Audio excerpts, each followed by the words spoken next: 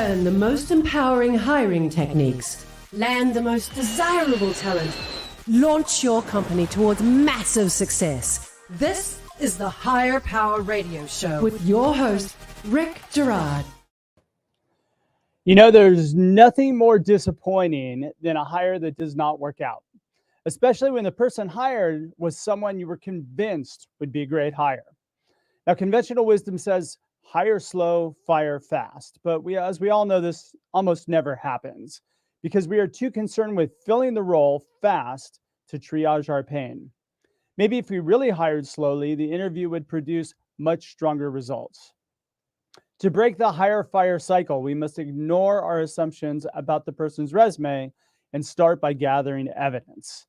And this evidence is that supports proper decision-making that ensures a successful hire. I'm Rick Gerard, and welcome to the Hire Power Radio Show. We help entrepreneurs and executives win the strongest people by sharing insights from top-performing rebel entrepreneurs, game changers, and industry leaders like our guest today, Mr. Jason Sherman. Now, Jason is a successful innovator, award-winning filmmaker, published author, tech startup expert, and the co-founder of video friendship app Spinner. Jason's methodologies on entrepreneurship, data-driven decisions are his main source of education for those he helps worldwide. His startup book, Strap on Your Boots, is the culmination of his life's work to help other entrepreneurs succeed with a podcast of the same name, and is the focus of a class he created called Startup Essentials. Jason is also fluent in Spanish and a classically trained violinist, and has been featured on Fox Emmy Award-winning futurist TV show Exploration Earth 2050, which is what makes Jason the perfect expert for today's topic. Jason, welcome to the Hire Power Radio Show today. Hey, Rick. Thanks for having me, man. Yeah, it's a pleasure to have you, my friend. So Exciting. We're talking a little bit about cutting the cycle of the hire, fire, and it goes on and on and on and on. It's almost like pie, right? Groundhog Day, man. I'm Bill Murray here. Oh, that's right. Groundhog's Day. That's probably a better example than pie. So we're going to talk about how to kind of break this hire-fire cycle and, why first you need to do it, and then second, how to do it. Sound like a plan? Absolutely. All right, perfect. So let's start with the challenge, my friend. So, you've kind of lived this. Well, I think all of us as entrepreneurs have lived this Groundhog's Day episode. So what was kind of the biggest challenge for you?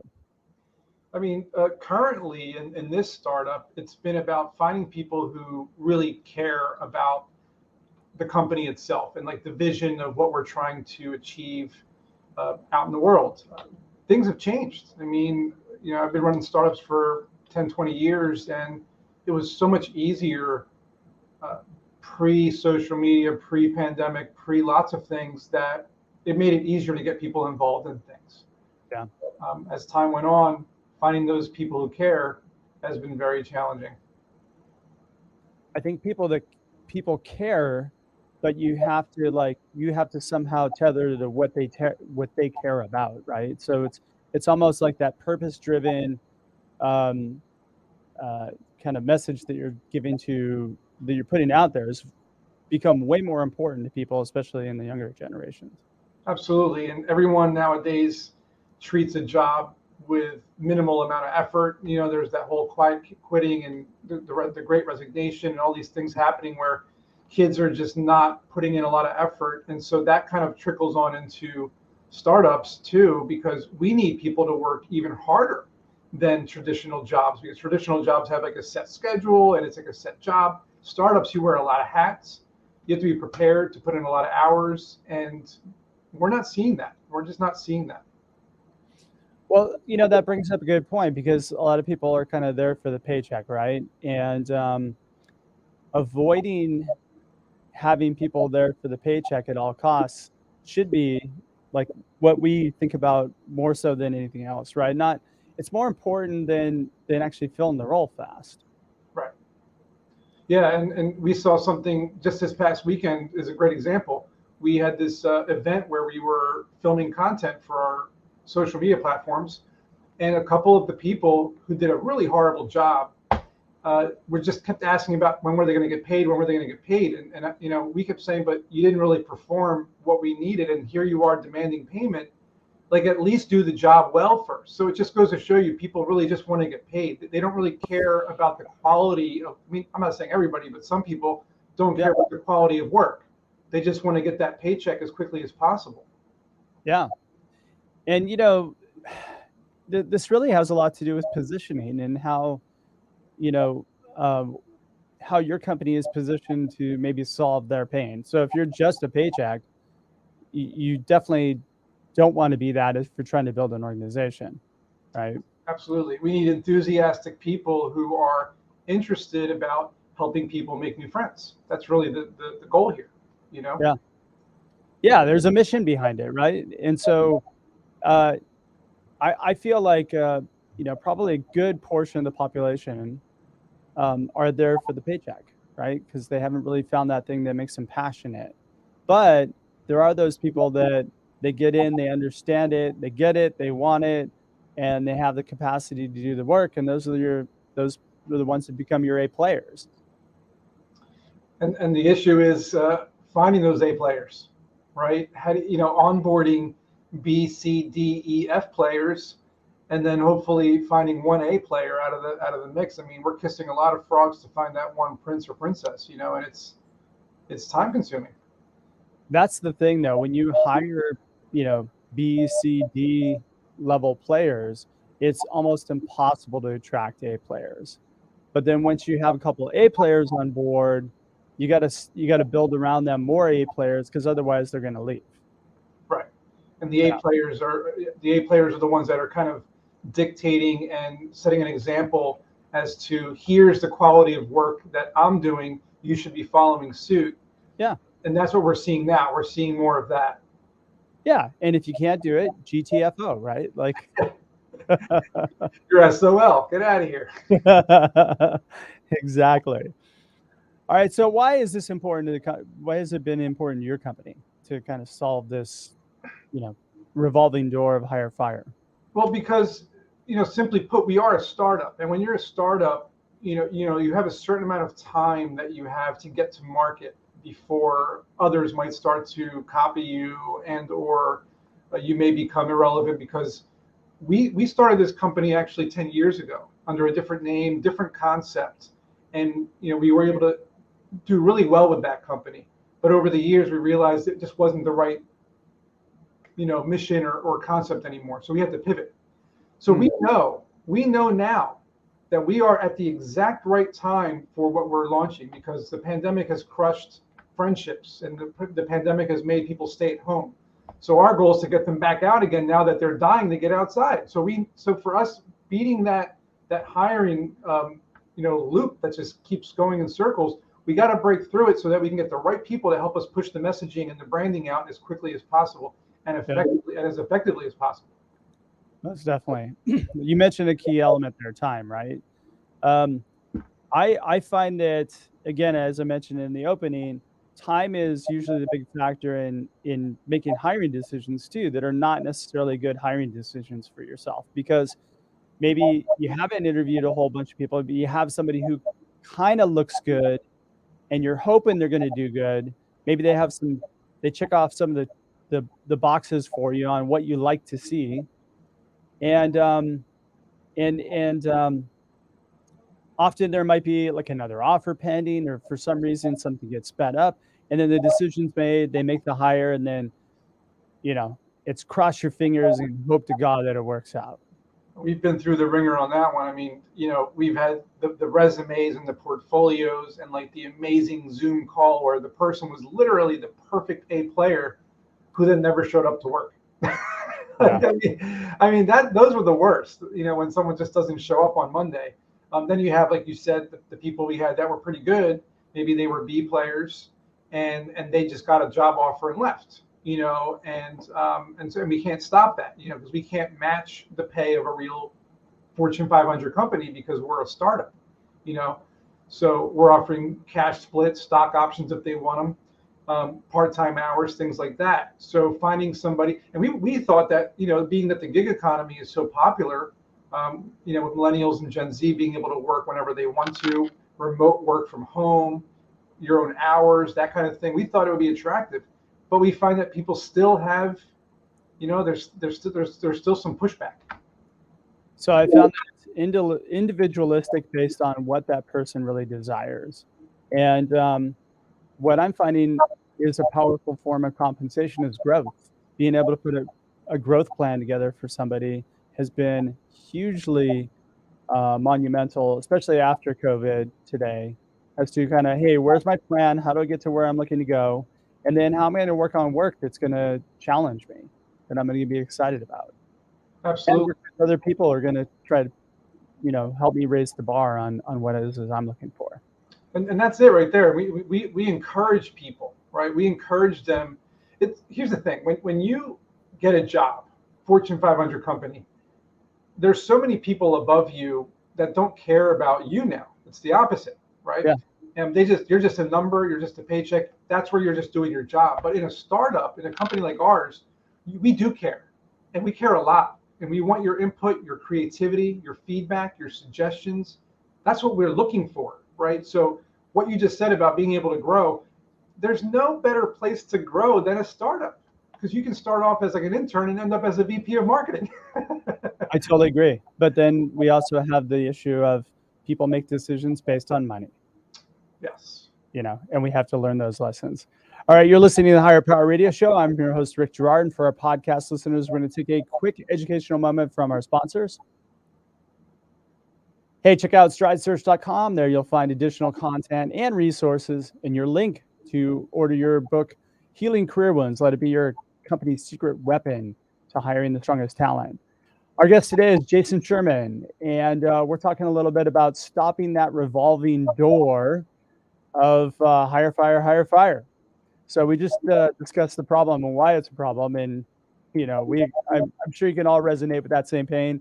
Now let's talk about how we solve the problem, Jason. So lay out for me the steps you took to kind of at least get yourself to a point where you're getting closer on the hires. Absolutely. I mean, the first thing we felt as though we were, I guess, failing at was we weren't getting enough people who were applying to work with us to do the simple thing of installing our app and trying it out. And this is kind of like, say you work at a toy company and you're not playing with the toys, but you're working at the company. So how do you give input? So we started having people as a requirement. You have to install the app. You have to make a video profile. Once we see that, we know you're interested. We know that you understand the concept. So that was the first part. Next was give us feedback. This shows that you have ideas. This shows that you have creativity. This shows that you care about making the app a better, concept. Same goes with our website and our social media. We were like, check out all of our content, our website. Ask us questions. Ask us what you don't know about what we're trying to do. Ask us where we're headed. We want to know that you're interested in learning more about the path to success versus where we are today. And of course, we need to make sure these people are excited. So I found some Debbie Downers in the interviews where they were just, not smiling, very depressed. Then you had like the super enthusiastic people, and we want to find those happy, positive people, not the ones that are like, well, how much are you paying? Oh, is the video app? That's your first clue, by the way, that's going to be a bad hire. The first question being, how much does the job pay? It doesn't matter. You should go apply for Amazon or something like that. Yes, go work for Target. Yeah, exactly. All right, so let's talk about finding the excited people in the interview, right? I don't know if you're a traction person at all, or if you know what EOS is, but like one of the things that they talk about is people who get it, want it, and have the capacity to do the work, right? So those are the three things by which you want to make sure that you're evaluating your people. First off, like people who want it will act differently, right? What they can tell you what they desire, and if what they desire matches what your company is, then great. That's somebody that you really need to bring through the interview process. Yeah, and I think that brings up a great point, that the way we have found success in hiring is when a person immediately understands our pain point that we're solving. As soon as they see the pain point being solved and they relate to it, that's the kind of person that I think works best. I mean, if you are an expert at creating soda flavors and then you go work for an ice cream company, that might not be the same thing, you know? So we're looking for people who understand the fact that friendships are really bad right now. I mean, we're talking like 80% of Americans are unhappy, not enough friends. So we're trying to get that number up. And so somebody who gets that and says, yeah, I can't make friends and I'm trying to make friends and I don't have an app like this. I wish I had an app like this. I want to work with you guys. And that's your point on the ice cream thing though. Like if you have a soda person who's really good at making soda flavors, but they want to move to make ice cream, right? Yeah. And that's somebody like that's important to them. You're solving that problem for them. Right. And so, but if they don't know anything about the next market, you know, if they don't know anything about that vertical and they're not willing to change, you know, then it's not going to be a good fit. So I guess my point was like, let's say you work for like Pandora, right? It's a music app. It has nothing to do with like really socializing or making videos. So then you may not be a good fit for us because we're looking for someone that's more about social interaction. Okay. You know, somebody who works for Instagram or, you know, TikTok or meetup.com or something. But you know, you hit the nail on the head on something that like the people who are going to resonate with you are people who are missing their friendships. Exactly. That's important to them, right? So you're actually giving them what they desire. You're giving them an app that they can work on, they can be part of building, that'll help them develop their friendships or redevelop their friendships or get them to a point where they develop new friendships much quicker. I mean, that's the ultimate goal. I mean, yeah. We feel like the people that we're finding are complaining about the problem we're solving. You know, that's those are the A players. The A players are the ones who just it snaps, they get it, they don't have to think about it. The others are just looking for a paycheck, and that's all right. So that's your second point, which is the paycheck, right? So not focusing on the paycheck, I minimize this as much as possible because the transactional component is the thing that gets you into trouble, especially when you don't have a lot of money to throw around. You know, if you are Amazon, you can lead with transaction because it is a transaction for you. Right. But to startup, it's not. It's more about mission. It's more about all those other, all the other things that are beneficial to a human than the money. Yeah, and startups have the luxury of having stock options available. Yeah. Which means you can earn a piece of the company. And if you can help the company blow up, then you're going to blow up too. Yeah. Which is better than a paycheck. I mean, obviously, the percentage chance of a company like ours becoming the next unicorn is really slim. We know that. You know, everybody knows that. It's a tough business. You know, it's like 1 out of a zillion startups make it past, you know, a $5 million funding round. So we know that, but there's still the chance. And as much effort as you put into it is how much result we'll get out of it. It reminds me of that scene in Dumb and Dumber when he goes, still a chance. Yeah. That was like 1 in a million. Oh, so you're saying there's a chance. I love that scene. I know, that's like one of my favorite scenes ever. I have it saved on my YouTube, so when I open it up YouTube, it plays that. It's like the most infinitesimal chance ever, but there's still that 0.1%. Yeah. Yeah, exactly. But you know, hey, look at you know, right time, right market, right team. I mean, it puts you in a position where like you can greatly increase those odds. I feel like we're doing that. I feel like I said before, we've done this for a decade, and now we're at the exact moment we're supposed to be at. So, all right. So talk to me about the interview piece. It started out with using traditional, you know, technologies like Indeed.com and Upwork.com and, you know, Craigslist and things like that, whatever's available, and just starting to interview people. Basically 15-minute Zooms to figure out, you know, what experience do you have in the startup? We lost you there, Jason. What's that? You know what?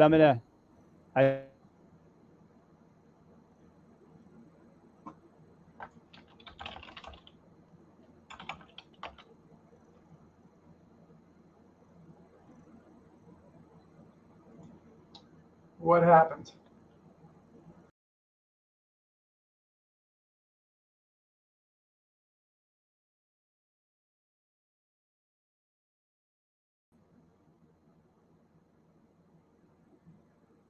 I lost your audio. I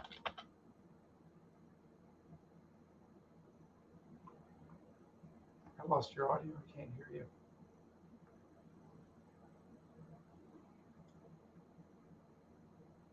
Looks like you're on mute. A little bit about the positioning thing, right? There you go. You got it? Yep, now I hear you. All right, we got you back. I couldn't You hear were saying. Yeah. So it was a lot of interviews, 15-minute Zooms, and we were doing like, 5 to 10. Now you're talking to everybody or just people that kind of fit your criteria? We were looking for people who had some type of social media management experience or graphics and video content creation experience, people who were in that world. Like, you've created videos, you've created graphics, you've promoted other people's accounts, you've run ads, things like that. We were looking for just that kind of stuff. Sure. And we were going through like, a dozen a week, and it was a slog. It was just a lot of the same thing over and over again, and not finding people that were who they said they were. A lot of them were trying to basically learn on the job. A lot of them did some of the work, but not for the type of business we needed. Like maybe it was like a jewelry business or like a mom and pop restaurant, things like that. That's not that was my analogy before about the soda and the ice cream. I guess it was not a great analogy. It's better to do it more like this, where we would get someone who worked for a restaurant, positioning them in social media. But when you're doing a social app, that's completely different. It's more about branding and messaging versus like food. You know what I mean? So Yeah. Then we were finding a lot of people who the time zone, like some people were in different parts of the country or the world, and we couldn't line up our schedules. Even though we might have brought them on board, we would realize suddenly that the schedule didn't work. Like we needed to be on the same time zone. And that was a big problem too. Okay, but how did you solve this then? Well, I mean, one of the first things I did is the same thing I did from all my businesses is I started to create documentation. That meant like a one pager that kind of outlines who we are and what we do. The website, I kept tweaking the website to really kind of show you our messaging. I created a pitch deck that you would hand out to investors typically. I started handing that out to people and saying, here's our pitch deck, learn it. It takes you 5 minutes to read it. This is what we're all about. And by having this package, think of it like a press kit, it has style guidelines for our social media. Like here's what we're looking for. Here's the colors we use, the typography, the icons. Here's what we use. Here's a package. Can you take this and use it? And then they would show us what they've done. We would need to see some sort of portfolio. We would need to see some sample imagery or videos, which is what we started to do. We started to say, hey, send us a sample image or video that you make specifically for Spinner that shows us something that we could post on social media. If you can do that, then we can talk about hiring you. So we started giving people more work ahead of hiring versus bringing them on, onboarding. A whole week later, we realized they can't do what we need. Kind of like a homework assignment. Got it. So this was your kind of your barrier to entry that you put up in order for somebody to get the interview. Yep, we made it a little harder. Okay, got it. FOMO, right? Yeah. Create FOMO. Basically, we're saying we don't need you, you need us, or we're not looking for just any person. We're looking for someone exceptional. Prove it to us. Show us. Got it. Okay. So the interview you set up, but you were primarily just running inbound leads, right? So anybody who came from Indeed or one of the job boards, were you actually doing any outbound recruiting? Yeah, we were emailing. We were emailing people, we were calling people, we were texting people and saying, hey, we're looking for people. If you know anybody, please let us know. And then, someone's cousin, someone's sister, someone's, brother, whatever. We were posting on our personal social media pages. Got it. like Facebook and LinkedIn. I mean, we were definitely at one point reaching out to everybody and just trying to get a couple of people to join us. Got it. Okay. So, so walk me through that process. I think when we talked offline, you said, hey, we figured out this process to get 4 people who worked. And so just kind of outline that for me if you could. Yeah, I mean, like I said, it's like Groundhog Day, right? Like we were going through this process over and over and over again, smashing that alarm clock, Sure. and trying to get to the point where I got past the part where Ned Ryerson steps in that puddle. So it was, how could I get past that part? And I finally figured out that when somebody presented their package and their example, I was able to get one person. Boom. You know, and then finally, after we went through that new onboarding process, we realized we can get another person. And we've only gotten a couple people out of this process, but we don't need much more right now because we are a startup. Yeah. Quality over quantity is the biggest take home here, is quality over quantity. You can have 10 really horrible people and one really good one. And that one really good one is going to just destroy those 10 not great ones. Yeah. Well, you know what? I find it really smart that you actually kind of created, in essence, a video call to action, right? So do this assignment, send it off to us. I've found that the way people apply for jobs is pretty indicative into the way they're going to work. So if people just kind of lazily send their resume out, that's kind of what you're going to end up getting. If somebody takes the time and puts thought into it before they actually apply and send a note with some sort of reference point, those are the people that are usually successful, number one, in the interview process. And number two, they're successful hires most of the time. Yeah, and essentially giving them that process, what you just said, right, of like getting that extra bit, saying to them, no, this is the process. You have to comply with this or we're not going to hire you. Yeah. Versus just sending in your resume, that's not going to work. You know, you need to do these things. And, you know, we tried an in-person event just this last weekend. You know, we sent out invitations. We got like 30, 40, 50 RSVPs, and we got a fraction of that actually show up. It's proof that even when you try hard to get people to come out to something, telling them they're going to be compensated, telling them they're going to be hired, and you still only get a fraction, it just shows you the willpower of these people. It's just not there anymore. Wait, how many people showed up for you? Like 10. Okay. You know, and we hired a couple, but a couple were, again, they were demanding payment when they just didn't do a great job. And we were wondering, why would you demand payment if you didn't do a great job? I mean, we can't use any of the material you made for us. We're not using any of it. It was just a wash. So we're just paying you for no reasons. That's fine. So we pay you to get, you know, to give you money, but we wanted to hire you. So you lost the job. Yeah. just so you can get your measly, you know, couple of bucks or whatever. So, well, I think a lot of people want to be paid just for showing up. Yeah, this is the participation trophy situation. Yeah. They wanted to get a trophy for showing up, but I'll tell you what, it did work. We did hire 2 to 3 people at this event, and that's perfect. You know, I think according to Alex and Kristen, part of my team, they said that they actually got more people who did not show up that said they still want to work with us. They just couldn't come that day. So we did get more people that essentially want to work with us as brand ambassadors. So it might work out. I mean, we just got to see how it goes. Yeah, perfect. All right, we're getting pretty close on time. Jason, what would be 2 or 3 key takeaways you can give the audience that can plug into their business today? Have a package ready to send out to people as an onboarding process so that they can understand your vision, your mission, the path to success, what they should be expecting from working with you, and some sort of example of what they can give to your company. Look for people who are enthusiastic and who want to be a part of your company, not just get a paycheck. They actually care and want to give you feedback. And look for people who genuinely have an expertise in some sort of area of what your business is.